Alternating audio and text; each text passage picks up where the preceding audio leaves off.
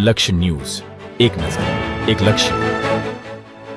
ધારી તાલુકાના ચલાલા ખાતે આવેલા ત્રિવેણી સંગમ માનવ મંદિરમાં 3 દિવસ પાઠ ઉત્સવનું આયોજન કરવામાં આવ્યું છે, જેમાં ભજન, સંતવાણી, રાસ ગરબા, મહાપ્રસાદ, સંતો દ્વારા સન્માન કરવામાં આવ્યું હતું. કાર્યક્રમમાં રમાબેન હરિયાણીના મુખ્યથી સુંદરકાંડના પાઠ યોજાયા, જેમાં સમગ્ર આયોજન મંજુ દીદી પરિવાર દ્વારા કરવામાં આવેલ હતું. આ પ્રસંગે ગાયત્રી સંસ્કારધામ સંત શ્રી ડૉક્ટર રતિદાદા તેમજ વકીલ બીશુભાઈ માલા, જયરાજભાઈ વાડા, શંભુભાઈ ધાંધલ સહિતના આગેવાનો હાજર રહ્યા હતા. સમગ્ર આયોજન સંચાલક જયસુખભાઈ અને હાર્દિકભાઈ દ્વારા કરવામાં આવ્યું હતું.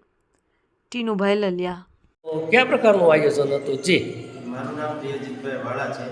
આજે ચલાલા માનવ મંદિર ત્રિવેણી સંગમ ખાતે 8મો પાઠોત્સવ હતો અને 3 દિવસીય સુંદરકાંડનો લાભ બધાએ લીધો. પડખે પડખેના ગામડામાંથી લોકો આવેલા અને 3 દિવસ ભોજન પ્રસાદી અને આરતીનો લાભ પણ બધાએ લીધો. ઓકે. જે આજે કાર્યક્રમ હતો, શું કહેશો?